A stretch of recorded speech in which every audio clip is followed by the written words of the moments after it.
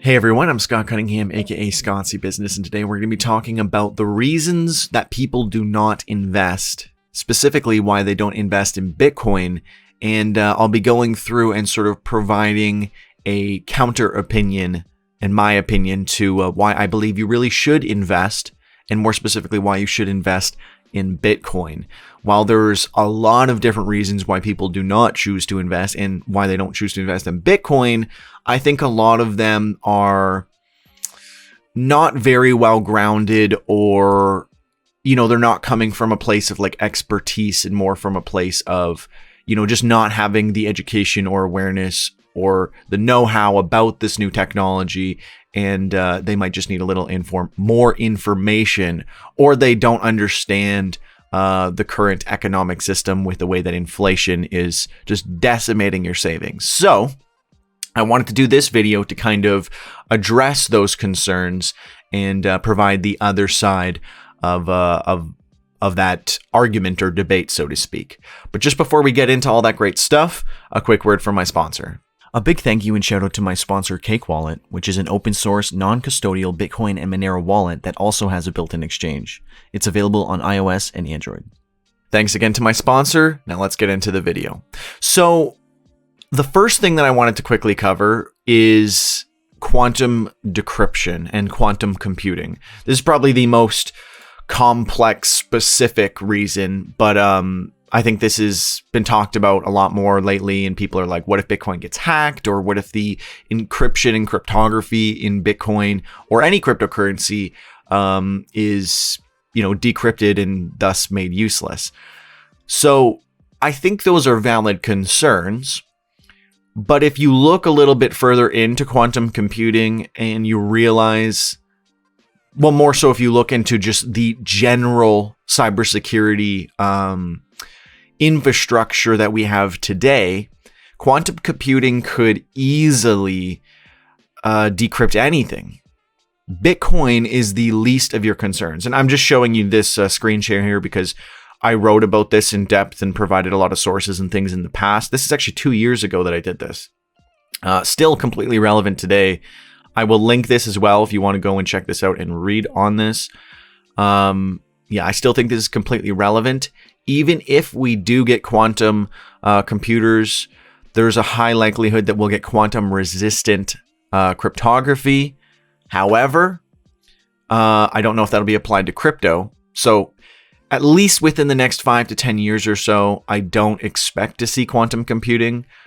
But when we do, it's going to be state funded.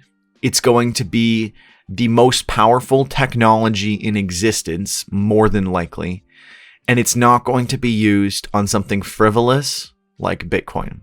Because quantum computing could take down the entire power grid of North America. It could take down the entire banking system. It could do pretty much anything you need it to do. So Bitcoin is the least of your concerns. If a country, because again, this would be state funded, there's no way a random person figures out quantum computing by themselves. This will likely be state funded, or at least state involved, right? If Elon Musk does this, I don't think he'll do it secretly. So because I believe that the state would be involved in this process, they would not expose their technology to steal some Bitcoin, because it doesn't make any sense. You could do so much more with quantum computing, the most powerful technology on Earth, and you would not expose that you have that technology simply to steal some Bitcoin, because it would be all over the news if everyone's Bitcoin started disappearing and going to one person, or, whatever. So that's just a silly situation once you really think through how that would play out. So I wouldn't even worry about that at all. Now, for the more common reasons that people will use for Bitcoin or investing in general, let's work through some of them. So kind of similar to quantum computing, or at least my reasoning, is if someone presents an apocalyptic scenario as to why they wouldn't invest in Bitcoin or anything, right? Don't buy stocks, the world could end tomorrow. Don't buy, insert asset class, the world could end tomorrow. Sure, you can go and buy all of your emergency supplies, everything that you need for the world to end tomorrow. And then beyond that, you should just be investing for the world to not be ending tomorrow, because that is the most likely scenario. As we've seen in all of history, the world has not ended tomorrow. So you have a very good chance that that won't be the case. And you should be preparing for the long term and, setting up your life to be the best possible life that you can live. And you're not going to do that if you think the world is going to end tomorrow and you really live that way every single day, because that's no way to live. And you'll not be preparing for the future, and thus your tomorrows, when they don't end, will be much more dismal when you have not prepared for them. So I think that's a silly one. You can kind of knock that one off to the side. In the crypto market, people will say, yeah, but there's other cryptocurrencies that I could get way more gains on. Yeah, well, even Mark Cuban can't get out of that trap, because he got rug pulled on a cryptocurrency that was offering insanely high APY returns. So I think it was 206% or something. But in my previous video, I talked about how there were some pairs that were claiming 50,000% APY. Anything that's insane and providing you ridiculous, unrealistic expectations is probably going to be, a bad project or a rug pull or whatever it happens to be. As we've seen, even some of the best investors in the world, like the likes of Mark Cuban, can be tricked.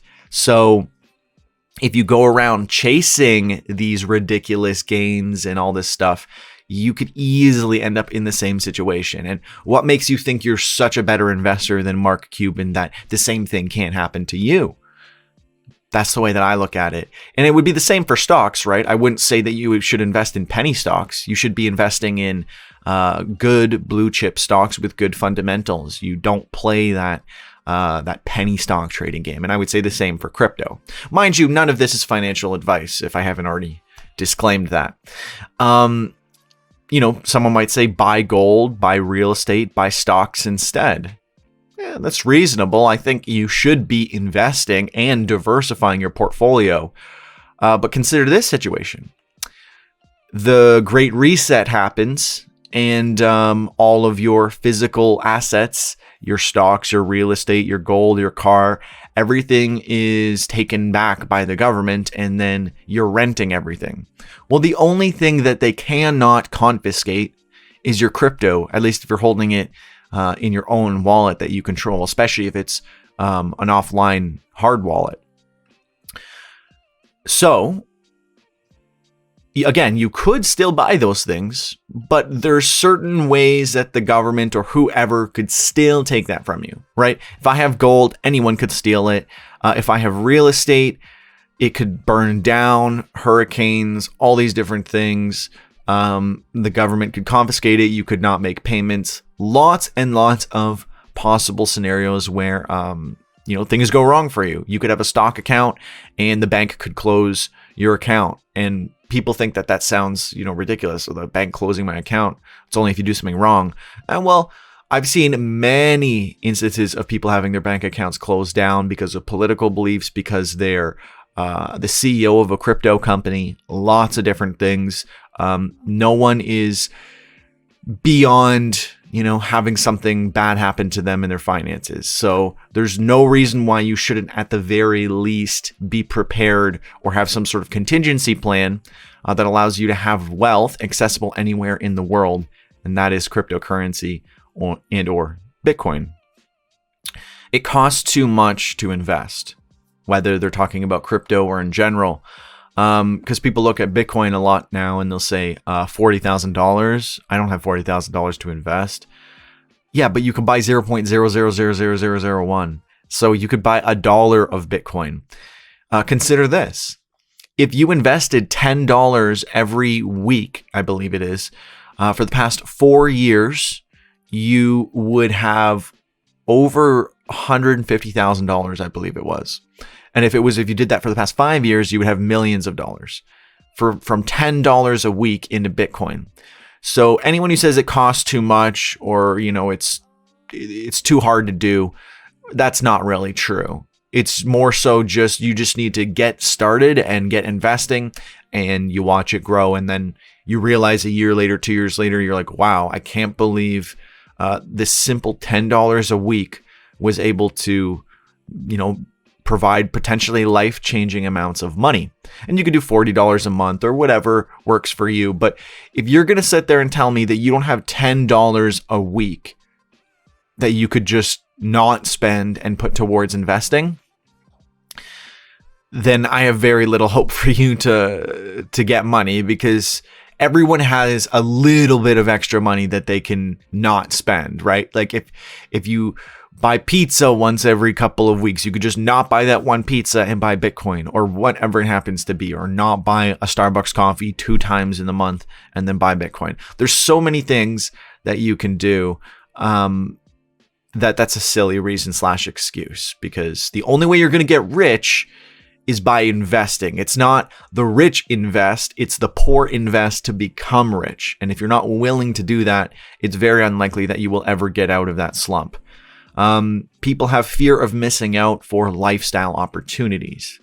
So, they want to go on this trip. They want to go, and do this fun thing, whatever, buy some interesting car, or, fun thing that they can do, whatever it happens to be, right? Fear of missing out on fun or interesting lifestyle opportunities.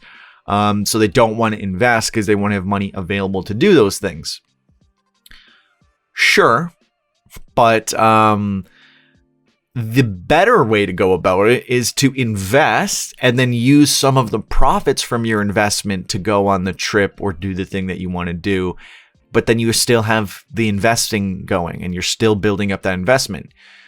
You shouldn't just reward yourself for the sake of it. It should be like the gains off your rewards can then be used to buy things that you want versus things that you need.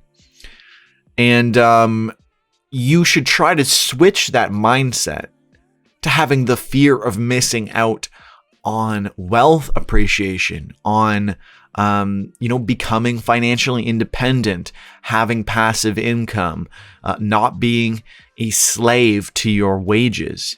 It's a big deal. There's so much more long-term benefits to switching to being more afraid of missing out on investment opportunities than being more afraid to miss out on lifestyle opportunities. Now I'm 26, so I'm fully well aware that, people in their youth want to go out, party, live it up, enjoy their 20s. I'm more than well aware. But because I have chosen to sacrifice having a car, going out as much as, I might like to, going on vacations, I've been able to invest all of that money to build an insane amount of wealth that I would have never thought imaginable.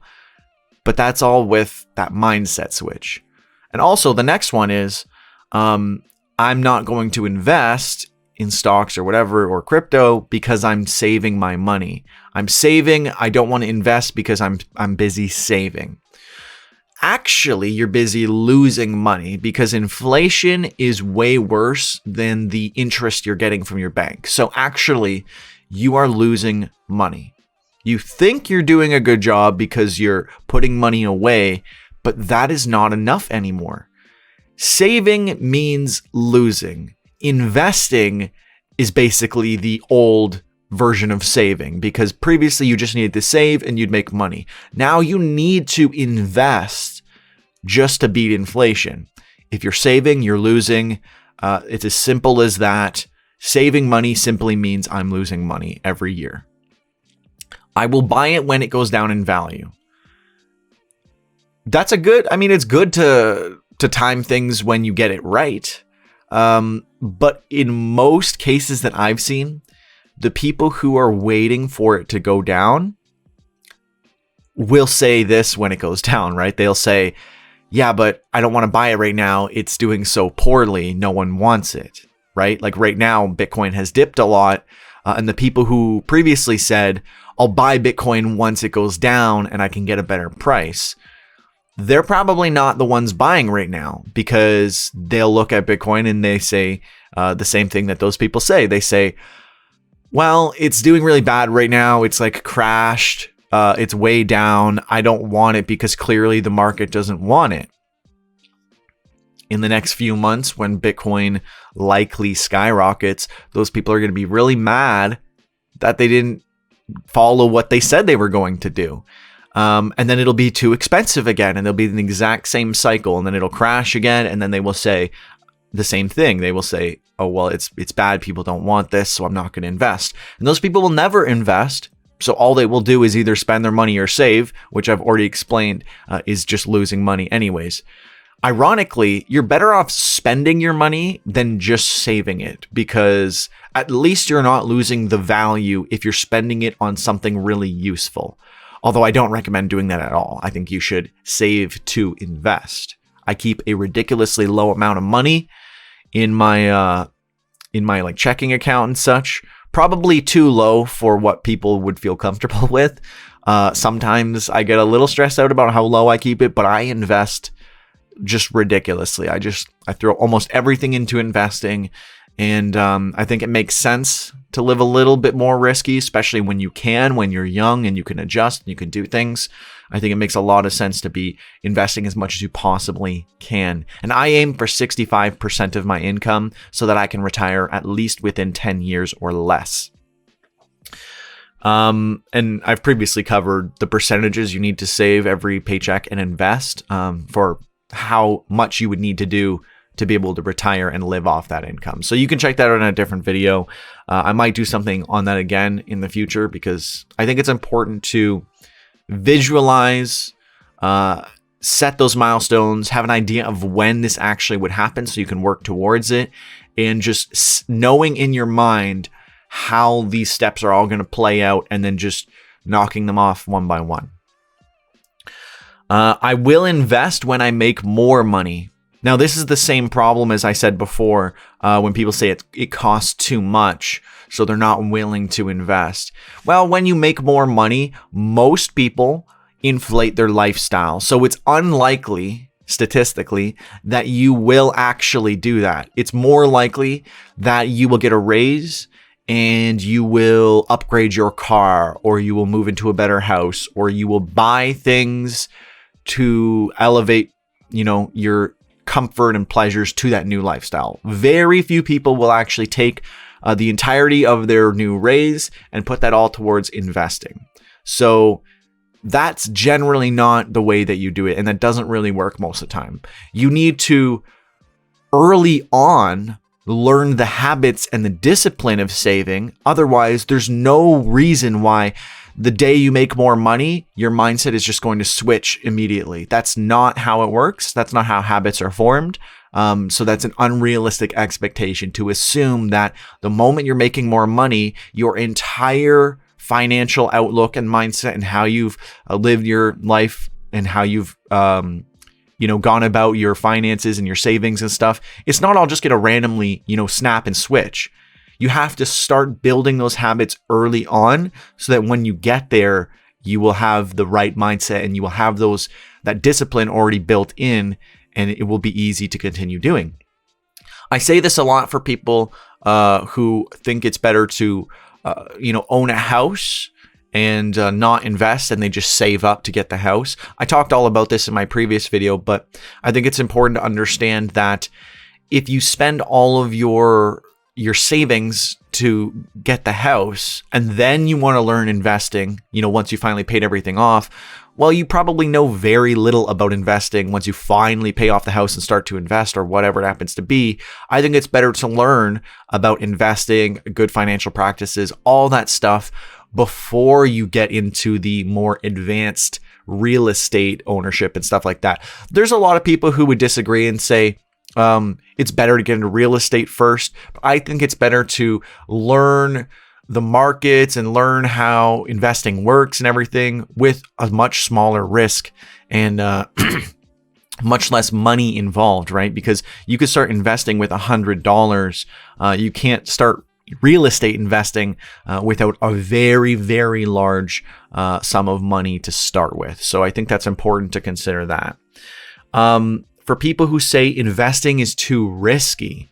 Now, I do understand why people would say that, But going back to inflation and everything I talked about with saving money, it's more risky to do nothing now. People used to, it used to be the case where it probably was fairly risky to invest and probably easier to just save your money. But today, it is much more risky to do nothing. Even if you lose a little bit of money doing trades and stuff, you're going to learn from these hard-learned mistakes, and you're going to do better over time. Plus, you can consult financial advisors, and it really depends, your tolerance of risk and what you're willing to do. If you go in and you just start investing in penny stocks and like tiny cap altcoins and crypto, you should expect that you could easily lose all of your money. If you go into crypto and you just invest in like Bitcoin, Ethereum, you just invest in blue chip stocks that have really good fundamentals, great returns, you won't have that concern, and you're more than likely to make money. I would say you're nearly guaranteed to make money over a very, very long period of time. Almost guaranteed. Because as Warren Buffett famously said, he said, I don't know how the stock is going to perform in the next year or even the next 5 years, but I know in the next 10 years, any investment that you make today will more than likely appreciate in value and be worth more in 10 years. And that's not actually to say that that's 100% the case, more so to just illustrate that investing in the stock market in the long term is probably going to produce you gains, just statistically and based on, the past record of the stock market. You could just invest in the stock market as a whole and likely make money over a 10-year span. For people who say investing is too complicated or intimidating, that's understandable. But like anything else, once you get started and you finally, get through the process begrudgingly, kind of, struggling your way through a little bit, once you get started and you actually buy your first stock or your first crypto or whatever, it becomes much more, manageable. And to avoid all the concerns and being scared about what you buy, just start with $50, start with $100.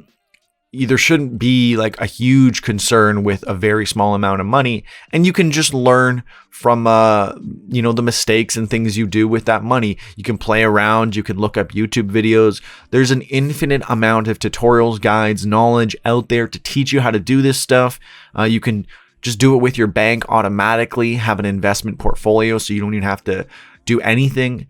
There's a lot of ways to get around the complexities and how challenging it is, but it's 100% worth learning, and I highly recommend you get started sooner than later. The last one, this is for Bitcoin, that it's too slow or expensive to use as digital cash. I think that's a fair concern. And I would counter that with saying that this isn't digital cash. I'm not investing in Bitcoin because I want to be able to buy a coffee. I'm investing in Bitcoin as digital gold because, like I said before, you could buy gold, stocks, real estate, etc. But Bitcoin offers you the security, the privacy, and the ownership that you cannot get with those because they could be confiscated by the government or stolen, etc. Or even just looking at gold and what Bitcoin improves on gold. I can't bring a certain amount of gold with me on an airplane to another country because you can only bring a certain amount of value with you. Plus, you could get robbed, etc. And you can bring an infinite amount of Bitcoin with you on the plane. And to any country. So you can transfer your wealth or bring your wealth with you if you have crypto, but I can't bring my real estate property. I can bring my stocks technically, but I can't really get the money out easily. It's not as liquid. And again, with gold, you have the same issue as I just mentioned. So at the end of the day, Bitcoin offers that security, that ease of use. I could send it across the world very, very quickly with very low fees, all that great stuff compared to regular banking and remittance and all that stuff. So there's so many benefits to Bitcoin that I wouldn't compare it to digital cash. There's other things that are much more useful for that, or better use case is used as digital cash, like Litecoin, Bitcoin Cash, Dash, digital cash. So there's a lot of great cryptocurrencies that already solve that. I would say Bitcoin is more so used as digital gold. Though that wasn't its original intention, that is more or less what it is today. Although Bitcoin maximalists might disagree, I think generally that's how it's viewed today in the market. But let me know what you guys think about all this. Did I cover a lot of the main common excuses? I mean, obviously I can't find every single one, but I kind of got a little list and just knocked them all out. Let me know, is there anything that I missed? Am I wrong about any of these? Let me know in the comments below. What are your favorite cryptos to invest in? What are your favorite stocks to invest in? Do you prefer crypto, real estate, stocks? Let me know all that good stuff in the comments below. Thank you so much for watching to the very end of this video. And if you did, make sure to comment hashtag #1ham in the comments below so I know that you watched to the very end. Anyways, thank you so much for watching. I'm Scott Cunningham, aka Scottsy Business, signing off. Cheers.